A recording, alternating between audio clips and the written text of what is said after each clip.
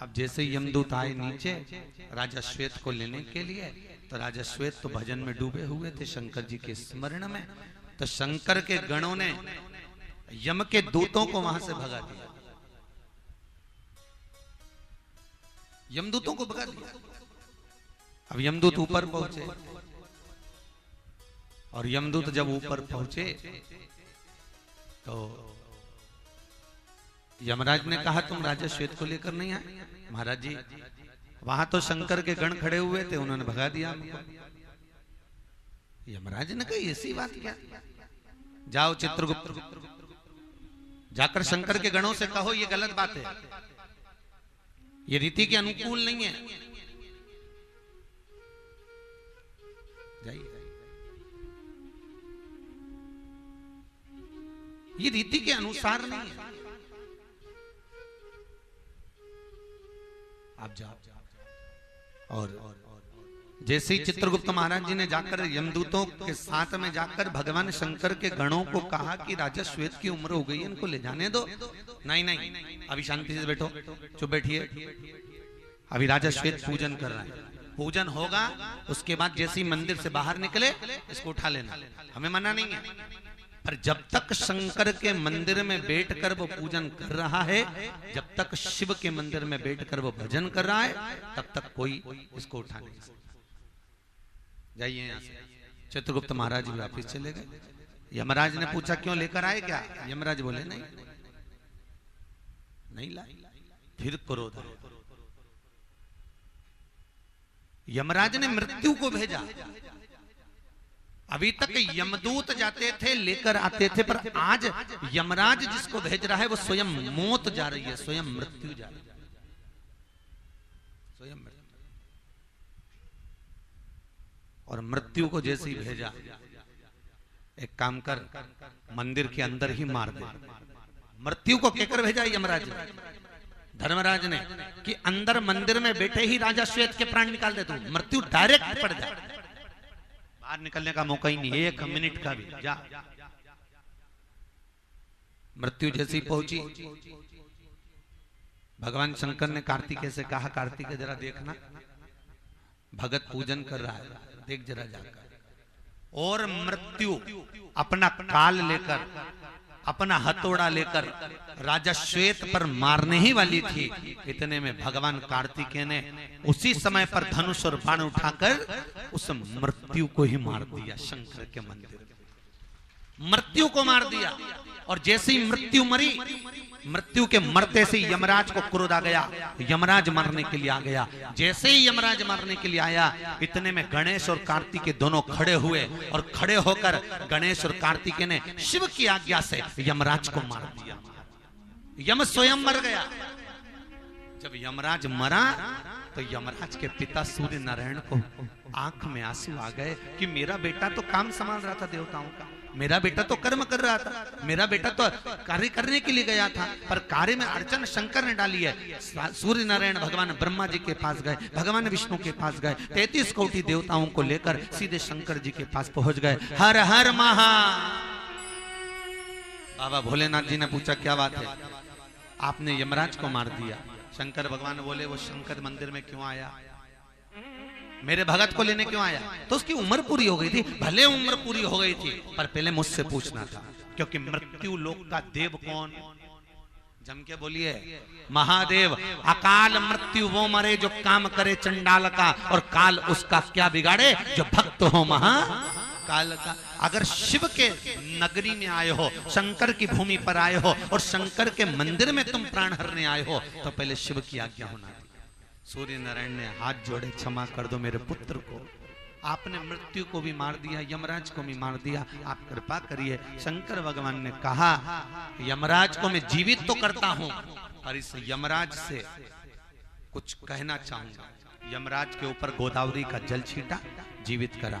मृत्यु के ऊपर जल छीटा, मृत्यु को जीवित करा, और कह दिया सुन रे यमराज, सुन ले मृत्यु, अगर कोई शंकर की उपासना कर रहा हो, शिव की अर्चना चल रही हो, किसी के नाम से शंकर का पाठ चल रहा हो, तो तू उसको घेरने भी मत आना। उस दिन से यमराज ने हाथ जोड़ लिए, कान पकड़ लिए, दादा शंकर के भक्तों से कभी नहीं उलझना, उल्टा अपने को ही मरना पड़ जाता है। मारने उसको चाहते थे, मरा, क्या लाभ।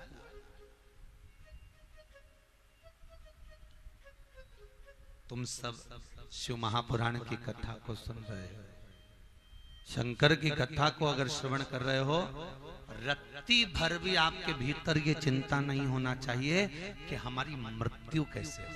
रत्ती भर भी नहीं। गरुड़ पुराण का 7वां अंश कहता है, जब व्यक्ति के प्राण छूटते हैं, हजारों बिच्छू डंक मारे इतनी तकलीफ होती है, हजारों बिच्छू शरीर में डंक मारते हैं इतना कष्ट होता है, और प्राण छूटते समय इतना कष्ट होता है कि मुख से भगवान का भजन भी नहीं हो पाता, यहां तक कि मलोन्मूत्र का विसर्जन हो जाता है। इतना कष्ट प्राण छूटते समय होता है। गरुड़ पुराण में लिखा है 7वें अंश के अंतर्गत इतना कष्ट जीव को उत्पन्न होता है।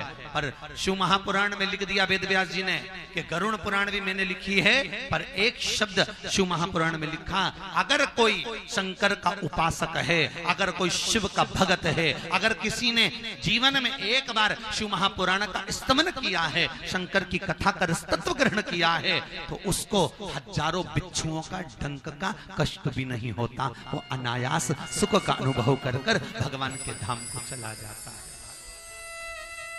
शिव धाम को।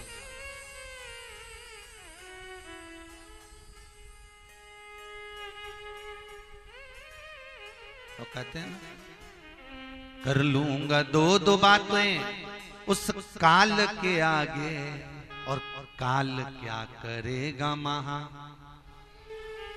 क्या करेगा वो काल। दुनिया में ऐसा कौन सा काम है जो शिव नहीं कर सकते। शंकर 33 कोटि देवता जिसको नहीं मार सकते तो शिव के पास आते हैं, भोलेनाथ इसको निपटा दीजिए, संहार कर दो। शंकर भगवान ने पूछा, पहले इसकी लेखनी मेखनी देख ली, सब देख लिया, आप तो मार दो। जो देवताओं से भी ना सधे, जहां देव भी हार जाते हैं वहां महादेव सम्मुख खड़ा होता है। आज भी नियम है महाराज, आप किसी काम के लिए जा रहे हो, काम फतेह नहीं हो रहा, बहुत परेशान हो गए, नौकरी नहीं लग रही, जॉब नहीं लग रहा, सीए की पढ़ाई कर रहे हो, एग्जाम में पास नहीं हो पा रहे हो, बहुत प्रयास करा, कहीं आपका कुछ अच्छा हो ही नहीं रहा, तो प्रतिदिन घर के दरवाजे की देहली पर एक काली मिर्ची, शंकर जी का नाम ओम नमः शिवाय बोलकर रख दीजिए। काली मिर्ची को रखकर अपने उल्टे पांवों से, उसके जूते से उसको तोड़कर घर से बाहर निकल जाइए, आपका काम फतेह हो जाएगा महाराज। काम रुक ही नहीं सकता, काम सिद्ध।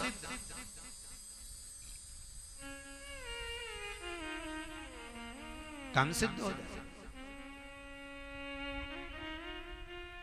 बहुत दिनों से अब दवाई कर रहे हो और दवाई शरीर को नहीं लग रही, सारे डॉक्टरों को दिखा लिया, रोग समाप्ति नहीं हो रहा। एक काली मिर्ची 21 बार उतार कर शंकर जी का श्री शिवाय नमस्तुभ्यम मंत्र बोलिए, श्री शिवाय नमस्तुभ्यम, इस मंत्र का जाप कर कर पीपल के पेड़ के नीचे उस काली मिर्ची को दबा दीजिए, जिंदगी में आपका रोग समाप्त हो जाएगा और जो दवाई है वो लगना प्रारंभ हो जाएगी महाराज। कितना भी बड़ा रोग हो, सुख का अनुभव होगा। मात्र कौन?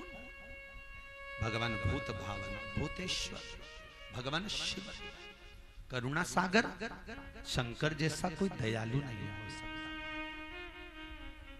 मौन रहता है, चुप रहता है, तुम्हारा मन पड़े तब जाकर जल समर्पित कर दो, तुम्हारा मन पड़े तब शिव का स्मरण कर लो, उस सुख का अनुभव करने वाला जगत पिता, जगत धात्री, आनंद सुख का देने वाला है महाराज। केवल दुनिया में 33 कोटि देवता में केवल एक देव है जिसके आगे विश्वनाथ लिखा है। क्या लिखा है?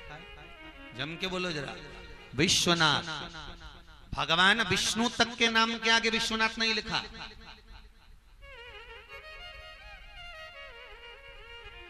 किसी देवता के आगे विश्वनाथ का पद नहीं आया, उसको विश्वनाथ कहते हैं,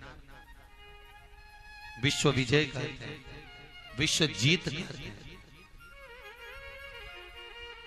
विश्वलोक कहते हैं, उसको विश्वेश्वर कहते हैं, विश्वंभर कहते हैं। 33 कोटि देवता, इतने देव हुए पर किसी देवता के आगे विश्वनाथ का पद नहीं जोड़ा गया। विश्वनाथ एक ही हुआ जो विश्व को अनाथ नहीं देख सकता, सबका नाथ बनकर जो प्रकट हुआ है वो काशी विश्वनाथ है। जगत का कल्याण करने वाला, जग का हित करने वाला, जग को तकलीफ नहीं देकर जो दुनिया को सुखी देखना चाहता हो, जो दुनिया को मस्त देखना चाहता हो, कोई कष्ट में ना रहे। सर्वे भवन्तु सुखिनः, जो किसी को कष्ट में ना देखे, सबको आनंद सुख का जो अनुभव करवावे, आनंद सुख का जो देने वाला हो, वो विश्वनाथ है महाराज, वो विश्व।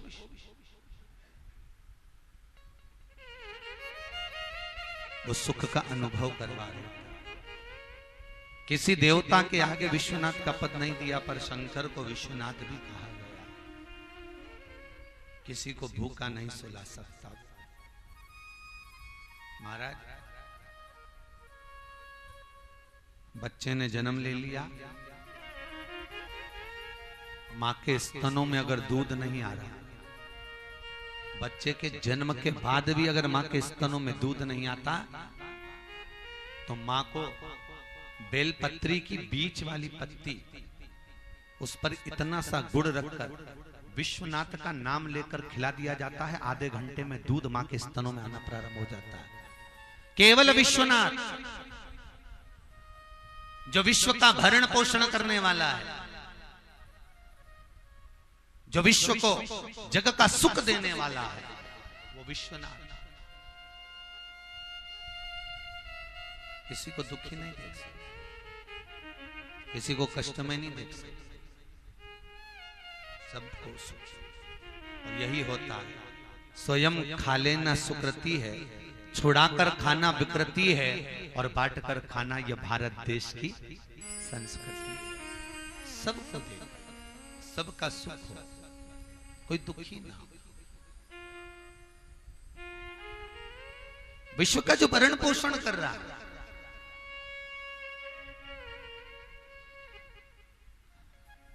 महाराज, गर्भ में जीव रहता है, उसकी अगर पृथ्वी पर किसी माँ का गर्भ ठेरता है, तो गर्भ ठेरने पर माँ के गर्भ में जो बच्चा होता है, उसकी पेट भरने की जवाबदारी शंकर की होती है, विश्वनाथ की। भगवान विष्णु से कहा जाए कि नारायण इसका पेट आपको भरना है, ब्रह्मदेव इसका उदर आपको भरना है, तो ब्रह्मा और विष्णु दोनों कहते हैं कि मृत्यु लोक का अगर कोई देव है तो महादेव है, इसलिए भरण पोषण की जवाबदारी उस शंकर की है। मृत्यु लोक की जवाबदारी, अगर कोई ब्रह्मलोक में आया तो हमारी जवाबदारी, अगर कोई बैकुंठ में आया तो हमारी जवाबदारी, पर मृत्यु लोक में अगर कोई भूखा है तो उसकी जवाबदारी शंकर की है। इसलिए शिव कथा कहती है कि चिंता क्यों करते हो, चिंतन करो। चिंता किस विषय, चिंता किस बात, चिंतन करो, चिंता का त्याग हो, चिंतन करो। शंकर की कथा कहती है, क्यों चिंता करते हो, तुम्हारा जन्म नहीं हुआ, मां के स्तनों में दूध मैंने दिया, क्योंकि मुझे मालूम था तुम्हारे दांत नहीं होंगे, तुम पैदा हुए हो, जन्म लिए हो, भोजन नहीं कर पाओगे, तो मां के स्तनों में दूध मैंने दिया। और चिंता मत करना, अंत में मरोगे, परिवार वाले, कुटुंब वाले, तुम्हारे रिश्तेदार अगर तुम्हें कफन नहीं देंगे, तुम्हारे मरने पर तुम्हारे परिवार वाले तुम्हें अग्नि नहीं देंगे, तुम्हें चिता नहीं लगाएंगे, तो शंकर कहता है मैं स्वयं आऊंगा, क्योंकि मैं विश्व का नाथ हूं। जन्म मैंने दिया है तो मृत्यु भी मैं ही देता हूं। जन्म के समय पर मां के स्तनों में दूध मैंने दिया तो कफन भी मैं ही देता हूं। क्यों चिंता कर, फिर भी हम चिंता और हम चिंता बस केवल एक अनायासी वस्तुओं की करते हैं। हम जो काम की चिंता है वो कभी नहीं करते, जो श्रेष्ठता की चिंता है वो कभी नहीं करता। हीरो की गाड़ी लेकर आ, हीरो होंडा की एक बाइक लेकर आ गया, हीरो होंडा की, फिर होंडा शोरूम से एक 4 व्हीलर गाड़ी लिया। तुम हीरो की गाड़ी को संवार रहे हो, हीरो होंडा की 4 व्हीलर को संवार रहे हो, तुमने सब कुछ संवारा, हीरो की सारी गाड़ियों को संवारा, पर घर में एक हीरो और है तुम्हारी औलाद, उसको संवारा। अरे बोलो तो सही, हीरो की बाइक संवार रहे हो, हीरो की 4 व्हीलर गाड़ी संवार रहे हो,